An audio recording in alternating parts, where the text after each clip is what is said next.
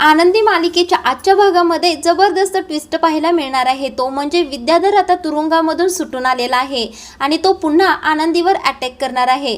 आता तो आनंदीच्या अगदी समोर जाऊन उभा राहतो आणि तिची छेड काढण्याचा प्रयत्न करत असतो।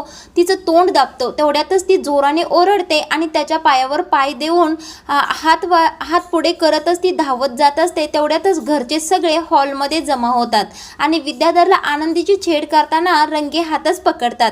आता इथे मालक साहेब आनंदीला जवळ करतात आणि विद्याधरकडे रागाने पाहत असतात। प्रेक्षकांना इथे विद्याधरचे सत्य घरच्यांना कळेल का हेच आपण येणाऱ्या भागांमध्ये पाहणार आहोत।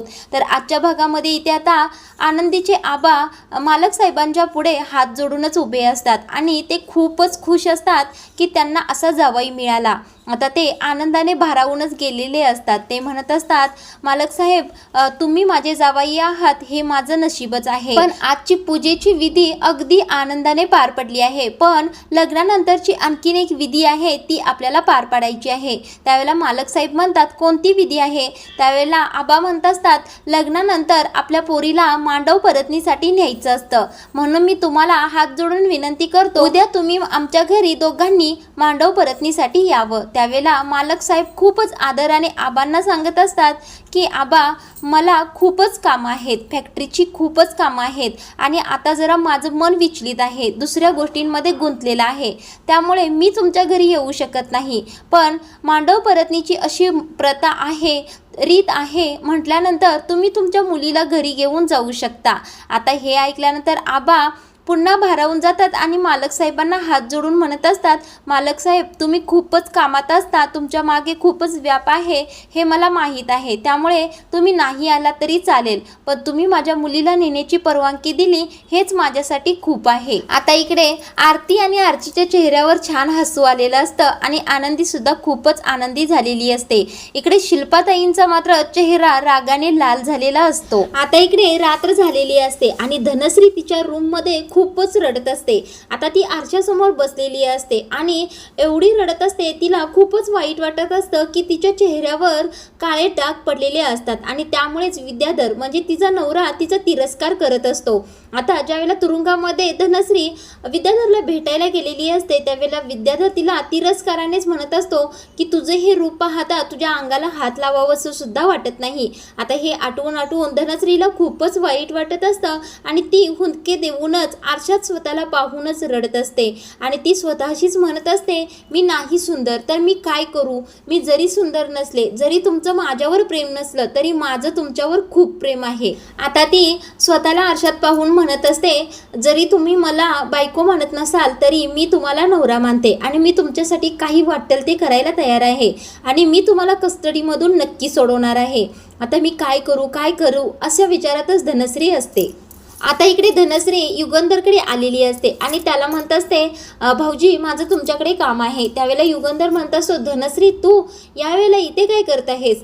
आणि तिच्याकडे पाहून युगंधर पुन्हा म्हणत असतो, धनश्री तू अशी का दिसत आहेस, तू चेहऱ्यावर मेकअप सुद्धा केलेला नाहीयेस। त्यावेळेला धनश्री म्हणत असते, काय करू मेकअप करून, मी माझे हे डाग मी मेकअपने लपवत असते। आता धनश्री म्हणत असते, मी हे डाग लपवून काय करू, ते तर घरात नाही येत ना। त्यावेळेला युगंधर म्हणत असतो, काय झालं तुला, का तू एवढा विद्याधरचा विचार करतेस, त्याचे सगळे गुण तुला माहीत आहेत, तरी सुद्धा एवढा आंधळ प्रेम तू त्याच्यावर काय करतेस आणि त्याचं गुण लपवून तुला काय मिळणार आहे? त्यावेळेला धनश्री म्हणत असते, त्यांचे कसेही गुण असले तरी ते माझे नव्हते। आता इथे पुन्हा युगंधर म्हणत असतो की तो कसा आहे तुला माहीत आहे, कशाला त्याच्या नादी लागतेस? त्यावेळेला आता धनश्री म्हणत असते, भाऊजी त्यांच्यावर माझं खूप प्रेम आहे आणि त्यांच्याशी लग्नही मी माझ्या मर्जीने केलं होतं आणि मी कोणत्याच गोष्टी अर्धवट सोडत नाही आणि हे लग्न सुद्धा मी अर्धवट सोडणार नाही, त्यामुळे त्यांना तुम्ही सोडवावं याची भीक मागण्यासाठी मी तुमच्याकडे आली आहे। आता इकडे धनश्री पुन्हा युगंधर समोर हात जोडूनच विद्याधरला सोडवण्याची विनंती करत असते। आता ती म्हणत असते, तुम्ही त्यांना सोडवून आणा, कारण त्यांच्याशिवाय मी एकटी संसार नाही करू शकत आणि त्यांना मी अशी तुरुंगात नाही पाहू शकत आणि तुम्ही पोलिसांना जबाब दिल्याशिवाय पोलीस त्यांना सोडणार नाहीत हे मला माहीत आहे। आता धनश्री हात जोडूनच युगंधरला विनंती करत असते, भाऊजी माझ्यासाठी तुम्ही एवढं करा। त्यावेळेला आता युगंधर पुन्हा तिला समजावण्याचा प्रयत्न करत असतो। आता युगंधर धनश्रीला म्हणत असतो, धनश्री तू माझ्यासमोर असं हात जोडू नकोस, मला तुझी दया येते. पण युगंधर त्या मापाचा नाहीये, मी त्याला सोडवणार नाही, कारण त्याचा गुन्हा माफ करण्यासारखा नाहीये. तो जर संसारिक पुरुष म्हणून राहिला असता तर मी त्याला नक्की सोडवलं असतं आणि त्याला माफ सुद्धा केलं असतं. धनश्रीला युगंधर म्हणत असतो की जा तू तुझ्या रूममध्ये जा आणि त्याचा विचार करू नकोस, आराम कर तू. आता धनश्री पुन्हा युगंधरला म्हणत असते, माझ्या प्रेमाला तुम्ही आंधळं म्हणताय का? तुम्ही तरी समिता ताईला कुठे विसरला आहात बरं? आता धनश्री रागानेच युगंधरला म्हणत असते, तुम्ही देखील समिता ताईच्या आठवणीमध्ये आज सुद्धा झुरत आहात आणि मला तुम्ही असं सांगत आहात मी माझ्या नवऱ्याला सोडवून आणणार, मी स्वतः त्यांना कस्टडीमधून सोडवून आणणार, असं युगंधरला सांगते आणि त्याच्या रूममधून बाहेर निघून येते. आता ती स्वतःशीच बोलत असते, माझा नवरा या आनंदीच्या मागे लागला आहे आणि भाऊजीने तर तिच्याशीच लग्न केलं आहे, आता मी काय करू असा विचार करतच आता धनश्री स्वतःशीच म्हणत असते, मी या आनंदीचं सौंदर्य संपवून टाकणार आहे. आता धनश्री आनंदीवर खूपच चिडलेली असते. ती म्हणत असते, माझा संसार सुखाचा नाही तर मी यांचा सुद्धा संसार सुखाचा होऊ देणारच नाही, असं म्हणून ती किचनकडे पाऊले टाकते. आता इकडे आनंदी आणि बाकीचे सगळ्या महिला नोकर निवांत झोपलेले असतात. आता आनंदीला चांगली गाढ झोप लागलेली असते. त्यावेळेला धनश्री तेथे जाते आणि इकडे तिकडे पाहते कोणी जागा आहे की नाही ते, आणि ती असा विचार करत असते की मी या आनंदीचं सौंदर्य कसं नष्ट करू. आता इथे धनश्री किचन कट्ट्यावर असलेला एक चमचा स्वतःच्या हातामध्ये घेते आणि तिथेच आनंदीने देवी आई समोर आरती लावलेली असते. त्या समयीवर ते चमचा धरतच धनश्री विचार करत असते, आनंदीकडे पाहत असते आणि म्हणत असते, किती सुंदर आहे ही आनंदी, हिच्या समोर सगळेच पुरुष अगदी वेडेच होत आहेत. अगदी भाऊजींनी सुद्धा हिच्याशी लग्न केलं आणि माझा नवरा सुद्धा हिच्या सौंदर्या पाठीमागे धावत आहे. आज हिचं सौंदर्यच मी ठेवणार नाही. आता इकडे धनश्रीने तो चमचा समयीवर धरून धरून खूपच जास्त तापवलेला असतो आणि आता ती हळूहळू आनंदीकडे निघालेली असते. आनंदीला मात्र गाढ झोप लागलेली असते. आता आनंदीच्या चेहऱ्यावर जवळ तो तापलेला चमचा नेऊन तिला चटका देऊन तिचा चेहरा खराब करण्याचा विचार धनश्रीचा असतो. आता धनश्री आनंदीच्या गालावर चटका देणार इतक्यातच धनश्रीचा दुसऱ्या भांड्यांना धक्का लागतो आणि किचनमध्ये खूपच आवाज होतो. आता आवाज झाल्यानंतर सुनीताताई पटकन उठून बसतात आणि धनश्रीला पाहून म्हणत असतात, ताई तुम्ही इथे, तुम्हाला काही हवं आहे का? त्यावेळेला धनश्री आता खूपच गडबडते आणि घाबरते सुद्धा. आता ती घाबरलेल्या आवाजातच सुनीताला म्हणत असते, नाही मला काही नको आहे, मला तहान लागली होती आणि पाणी पिण्यासाठी मी इथे आले होते. त्यावेळेला आता आनंदी पटकन उठून बसते आणि सुनीताताईंना म्हणत असते, सुनीताताई काही झालं का? कोण आलं होतं इथे? काय झालं नेमकं? त्यावेळेला सुनीताताई म्हणतात, काही नाही. आता इथे आनंदीला तो चमचा गरम झालेला असतो याचा वास आणि अंदाज लागतो. आता ती हळूहळू हात त्या चमच्याकडे नेते आणि पटकन तिच्या हाताला गरम चटका लागतो. आता तो चमचा हातात घेतच आनंदी म्हणत असते, हा चमचा इतका गरम का आहे आणि धनश्री ताई एवढ्या रात्री इथे काय करतो त्या बरं? आता इथे दुसऱ्या दिवशी सकाळी मालक साहेबांच्या घरी आरची आलेली असते. आता तिच्या हातामध्ये तिचा रिझल्ट असतो आणि ती पेढे देण्यासाठी मालक साहेबांच्या घरी आलेली असते. आता आरची हलक्या पावलानेच घरामध्ये एंट्री करते. त्यावेळेला आता सुनीताताई आरचीला पाहून म्हणत असतात, अहो तुम्ही इथे काय करत आहात? आता सुनीताताई आरचीला पाहून म्हणत असतात, अगं तू एवढ्या लवकर घरी आली आहे? त्यावेळेला आरची म्हणते, हो माझा रिझल्ट लागला आहे ना, म्हणून मला आनंदीताईला पेढे द्यायचे होते. आता सुनीताताई म्हणत असतात, अगं बाई हो का?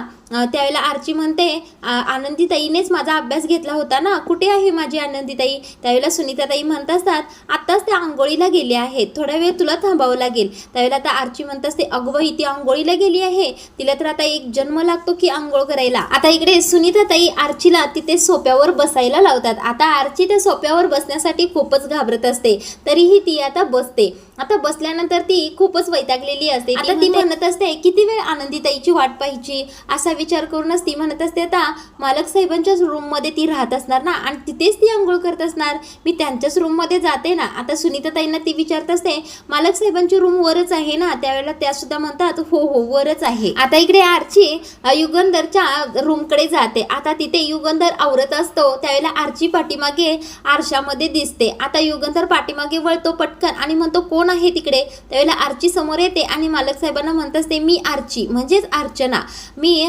आबा नाईकांची नात, छोटी नात.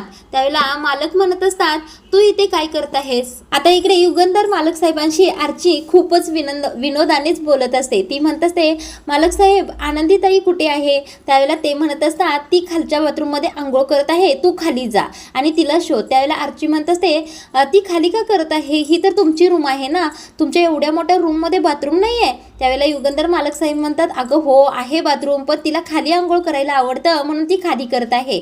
आता आरची पुन्हा वारंवार प्रश्न विचारतच युगंधरला म्हणत असते खाली खाली का करत आहे, म्हणजे तुम्हालाही आंघोळीला वेळ लागतो का. त्यावेळेला युगंधर म्हणत असतो हो मला सुद्धा आंघोळीला अगदी 2 तास लागतात, म्हणूनच तुझी ताई खाली आंघोळ करत आहे. इथे आता आरचीला युगंधर म्हणत असतो तू आता जाशील का इथून. त्यावेळेला आरची म्हणत असते अहो मी जातोय मालक साहेब, पण माझा रिझल्ट पहा ना. त्यावेळेला आरची आता युगंधरला पेढा देतच म्हणत असते माझा हा रिझल्ट आहे. त्यावेळेला युगंधर पेढा सुद्धा घेतो. त्यावेळेला आरची पटकन आता युगंधर मालक साहेबांना नमस्कार करायला जाते. त्यावेळेला युगंधर पटकन मागे सरतो आणि म्हणतो आता ठीक आहे तू पटकन खाली जा. आता इकडे आरची पायऱ्यांच्या वरून खाली येत असते आणि सुनीताताई तिच्यासाठी नाश्ता घेऊन वर जात असतात. त्यावेळेला शिल्पाताई सुनीताताईला विचारत असतात हा नाश्ता कोणासाठी नेत आहेस तू. त्यावेळेला सुनीताताई म्हणतात आनंदीताईंची बारकी बहीण आरची इथे आली आहे, तिच्यासाठीच मी हा नाश्ता नेत आहे. आता हे ऐकून शिल्पाताईने एवढा राग येतो की त्या म्हणत असतात ती मुलगी इथे आली आहे का, त्या भिकारचोट लोकांची लायकी तरी आहे का बरं.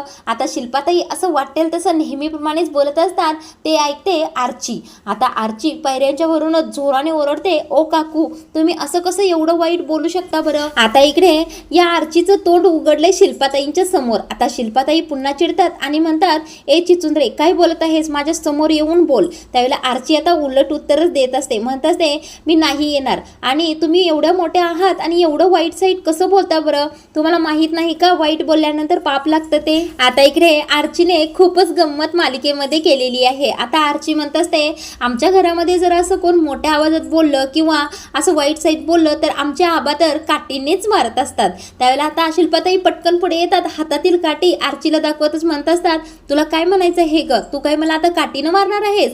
त्यावेळेला आता आरची पुन्हा हसायला सुरू करते आणि तिथेच युगंधरची आई आणि बाबा बसलेले असतात त्यांच्याकडे हसतच जाते आणि म्हणते मी यांना काठीने मारणार, काय वाटेल ते बोलतायत या, असं म्हणतच त्या दोघांना टाळी देते आणि ते दोघे सुद्धा आरचीला टाळी देत असतात.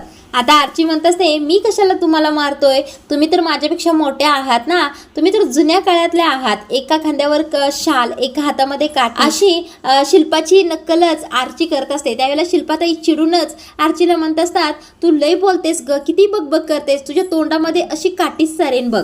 आता इथे शिल्पाताई आरचीवर चिडल्यावर आरची म्हणत असते माझ्या नादी लागू नका हं, माझी आनंदी दिदी खूपच समजूतदार आहे आणि माझी आरतीताई सुद्धा खूपच शांत आहे, पण मी नाही मी खूप वांड आहे, त्यामुळे मला काही बोलू नका, नाहीतर मी आरेतुरे करणार. मी तुम्हाला उलट उत्तर दिलं तर उगाच तुम्ही चिडाल. आता शिल्पाताई आरचीवर खूपच चिडलेले असतात. आता आरची म्हणत असते तुम्ही माझ्याशी असं नाही वागू शकत, कारण तुम्ही या घराच्या मालकाची बहीण आहात आणि या घराच्या मालकिनीची बहीण मी आहे, तसं तर आपण इक्वलच आहोत की. त्यावेळेला शिल्पाताई तिच्यावर पुन्हा काठी उगारत म्हणत असतात तुझी लायकी तरी आहे का माझ्या बरोबर उभे राहण्याची. आता इकडे शिल्पाच्या समोर या आरचीने चांगलाच धडकूस घातलेला असतो आणि शिल्पाताई सुद्धा खूपच तिच्यावर चिडलेले असतात. आता इकडे आरचीने या शिल्पाताईंना चांगलीच गंमत दाखवलेली असते आणि त्यांची चेष्टा सुद्धा केलेली असते. आता इथे शिल्पाताई त्यांच्या रूममध्ये असतात आणि खूपच रागात असतात. आता शिल्पाताईच्या रूममध्ये सुनीताताई आनंदीला घेऊन आलेल्या असतात. आता आनंदीला रूममध्ये पाहून शिल्पाताईंचा राग म्हणजे अतिशय वाटतो. त्या म्हणत असतात ए तुझी लायकी तरी आहे का माझ्या रूममध्ये येण्याची, का आली आहेस तू इथे बरं. आता इथे आनंदी शिल्पाताईंना म्हणत असते शिल्पाताई आरची घरी आली होती आणि माझी लहान बहीण खूपच अल्लड आहे आणि तिने जो घरात दंगा घातला त्याबद्दल मी तुमची माफी मागण्यासाठी इथे आले आहे. आता आनंदी हात जोडूनच शिल्पाताईची माफी मागत असते, पण आता शिल्पाताई तिच्यावर चिडतात आणि म्हणतात तुमचं अक्कड खानदान काय आहे ते मला माहीत आहे. एक उपरचोड मुलगी घरामध्ये येऊन दंगा घालते आणि दुसरी येऊन इथे माझी माफी मागत आहे आणि तुमचं अक्कड खानदान म्हणजे संगमरवरी फरशीवर पडलेला शेणाचा धब्बाच आहे. आता शिल्पाताई वाटेल तसं आबा, आर्ची आणि आरतीला बोलत असतात. आता मात्र इथे आनंदी ठोस आवाज स्वतःच्या घरच्यांच्या बद्दल उचलते आणि ती म्हणत असते, शिल्पाताई तुम्ही आजवर माझ्यावर खूप अन्याय केले, अत्याचार केले आणि तुम्ही इथून पुढे सुद्धा केले तर मी ते सहन करणार, पण माझ्या घरच्यांच्या बद्दल तुम्ही काही बोललात तर मी ते सहन करणार नाही. आता शिल्पाताई आनंदीला काय उत्तर देणार आहे ते आपण पुढील भागांमध्ये पाहणार आहोत. आजचा भाग इथे थांबवला आहे. आता पुढच्या भागामध्ये विद्याधर पुन्हा आनंदी समोर उभा राहिलेला असतो. आता आनंदी म्हणून हाक मारताच आनंदीला तपकिरीच्या वासावरून ओळखतं की विद्याधर तिच्या समोर उभा राहिला आहे. त्यावेळेला आता ती जोराने ओरडते आणि विद्याधर तिचं तोंड दाबून धरतो. त्यावेळेला आनंदी त्याला झिंकारते आणि त्याच्या पायावर जोराने पाय देते. आता इथे आनंदी स्वतःला सावरतच अशी आरडाओरड हॉलमध्ये करत असते. त्यावेळेला घरचे सगळेच जमा होतात. आता इथे युगंधर आनंदीच्या हाताला लागतो. युगंधर आनंदीला स्वतःच्या जवळ करतो आणि विद्याधरकडे रागाने पाहत असतो. आता विद्याधर असा आनंदीशी वागतो आहे पाहून घरचे सगळे त्याला काय बोलतात आणि युगंधर कोणत्या भाषेमध्ये उत्तर देतो ते पुढील भागांमध्ये आपण पाहणार आहोत. तर प्रेक्षकांनो, आनंदी मालिकेचे रिव्ह्यू नियमित ऐकण्यासाठी आपल्या चॅनलला पटकन सबस्क्राईब करून ठेवा.